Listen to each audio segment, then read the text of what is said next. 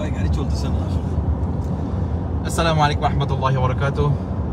প্রিয় দর্শক যারা আমার ফেসবুক ফ্যান পেজে আছেন আপনাদের সবাইকে স্বাগত জানাচ্ছি।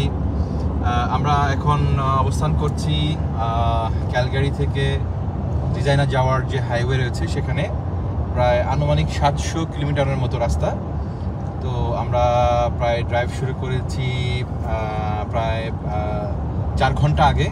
আমাদের সামনে আরও রয়েছে আনুমানিক 3 ঘন্টার মতো, নাকি আশিক ভাই? তো এরকম সময় সামনে ইনশাল্লাহ রয়েছে। তারপর আমরা ডিজাইনার গিয়ে সেখানে আমাদের আজকে ইভেন্ট রয়েছে আলহামদুলিল্লাহ। তো আমাদের সাথে আজকে গাড়িতে রয়েছেন বরাবরের মতোই ইমাম খসরু ভাই, এবং আমাদের সাথে আরও রয়েছেন আমাদের প্রিয় আশিক ভাই, যিনি সেখানে অবস্থান করেন। গতকাল তিনি সারাদিন ড্রাইভ করে সেখান থেকে আজকে এসেছেন আমাদেরকে নেওয়ার জন্য।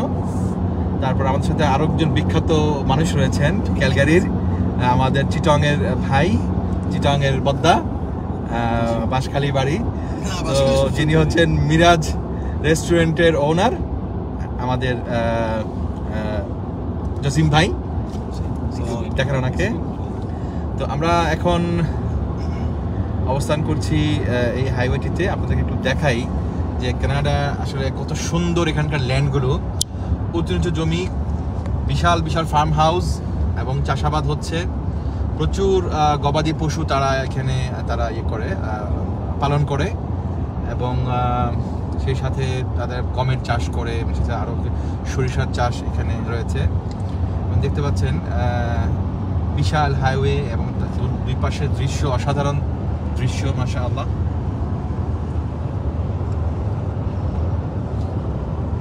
এখানে হরর নাই, বলে চাপে দেখলাম হরর। বাংলাদেশে তো হররের ব্যবহার নেই।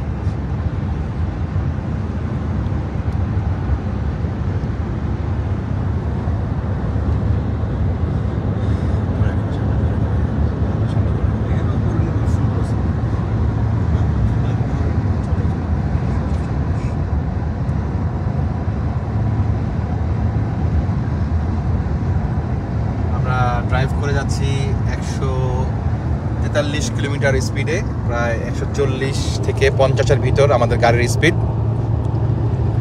সাধারণত এটা বাংলাদেশে সম্ভব না, যেহেতু এখানকার হাইওয়েগুলো অনেক ভালো এবং রাস্তার কন্ডিশন খুব ভালো। এই জন্য মোটামুটি 140 থেকে 50 স্পিডে গাড়ি চালানো যায়। আমি অবশ্যই ইতিপূর্বে পাকিস্তানে ড্রাইভ করেছি। পাকিস্তান যে মোটরওয়ে যেটি রয়েছে সেখানে আমি ড্রাইভ করেছিলাম 178 স্পিডে। তো যদিও এটা অনেক বেশি ছিল, কিন্তু এখানে মোটামুটি 120 এর জায়গায় 130 থেকে 35-এর ভিতর চালানো যেতে পারে।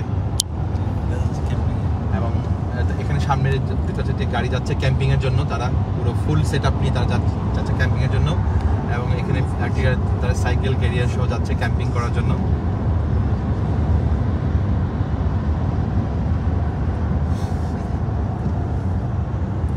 সাধারণ দৃশ্য দেখতে, পাশে গ্রিন ল্যান্ড, পাশে লেক রয়েছে, ছোট ছোট লেক। এবং কানাডার একটা সবচেয়ে মজার বিষয় হচ্ছে কানাডাতে প্রচুর লেক। আমি যত শুনেছি যে বিশ্বের সবচেয়ে বেশি লেক নাকি কানাডাতে অবস্থিত। আশিক ভাই এই বিষয়ে আপনি একটু কিছু বলেন। তাহলে আমাদের ভাই একটু বলেন, আমাদের জসিম ভাই একটু বলেন। কানাডা বিশেষ করে আলবার্টায় থাকি আমি। আলবার্টায় যত দেখলাম অনেকগুলো লেক এবং পাহাড় পর্বত সবগুলো সমন্বয় এই দৃশ্যটা ঘুরে ফিরে সব জায়গায় লেক। আচ্ছা, মাশাআল্লাহ। তো আপনি কবে এসেছিলেন জসিম ভাই এখানে? তারপর আমি আসছি 11 বছর আগে। আচ্ছা আচ্ছা। তারপর পার্মানেন্ট রেসিডেন্ট হয়ে আসছিলাম। আচ্ছা। তো কিছুদিন পড়াশোনা করছি আমি আইডিতে। আচ্ছা, মাশাআল্লাহ। করলাম, তারপর ইঞ্জিনিয়ারিং এ কিছুদিন পড়াশোনা এন্ড জব। আচ্ছা, মাশাআল্লাহ। তারপর ফাইনালি এখন রেস্টুরেন্ট ব্যবসা করলাম, যেহেতু আমি একটু স্বাধীন মনা।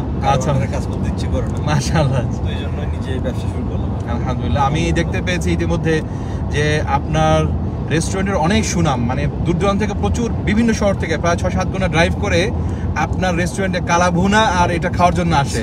মানে এটার পিছনের যে গল্পটা, এটা আমাদেরকে একটু আপনি বলেন। আসলে আমার ওয়াইফে মেইন কুক, ওর সাথে আরো দুজন কুক আছে, মেইন কুক উনি। আচ্ছা। সো এটা তার শখ আর কি, রান্না করা ভাবির শখ, এটা মানে শখ মেইনলি।